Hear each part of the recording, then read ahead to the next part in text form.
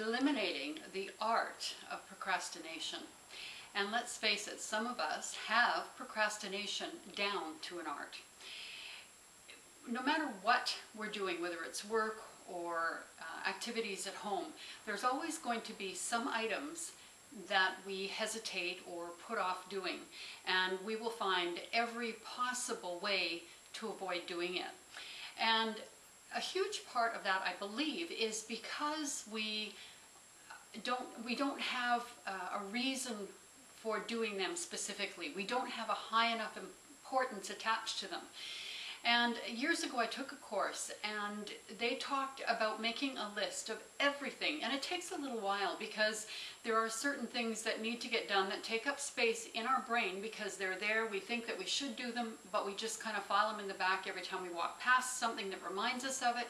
It adds to that feeling of overwhelm that we sometimes get when there really seems to be too much on our plate.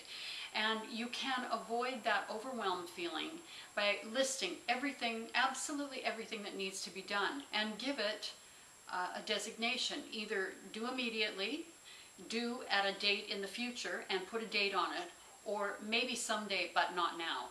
And at least if that one, the maybe someday not now, allows you to file it and not have to think about it, because you know that at some point you will, but you don't have to think about it now. It's not urgent.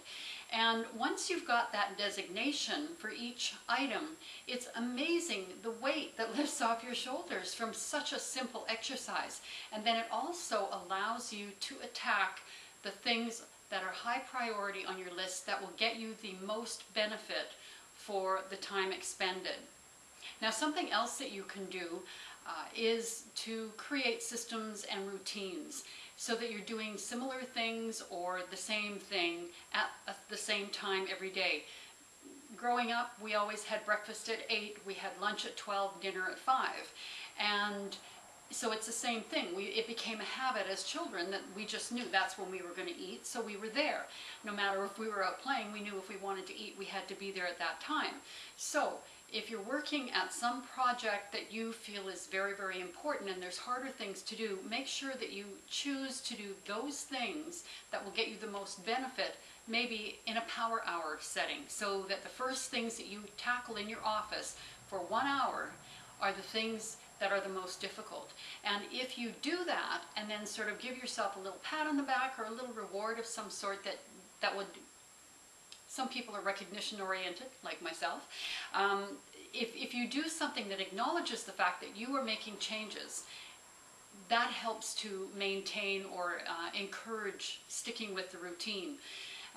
It does take about 21 days for you to build a routine, and the one that I really noticed worked the best for me was the gym. That if I get up, put my shoes on, my gym clothes, and head out the door first thing in the morning, it's done. I don't have to think about it for the rest of the day. If I don't do that, I beat myself up for the rest of the day about why didn't I do it, because I know I've got more energy, I feel better, and of course I'm working at looking better when I actually take the time for myself. So it's important to fit those things in that are important to you on an emotional, spiritual level as well.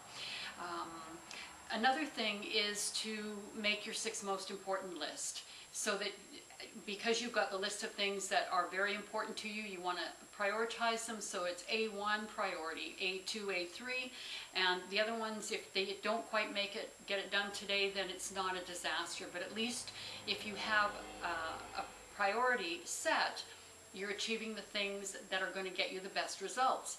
However, 6 most important things, not 6D.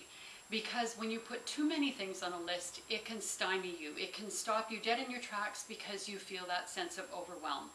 So a couple of things for you to try are systemizing and routines, labeling everything with a specific date, or maybe now, maybe someday but not now, and then patting yourself on the back when you actually do accomplish them. The sense of achievement or the sense of satisfaction that you get from really sticking to something like this and seeing your task pile dwindle is absolutely amazing. So I'd encourage you to have a look at what it is that you can put off for a long time and not have to think about it, what you need to tackle today, and just get started, because you will find that the results are spectacular. Talk to you next week.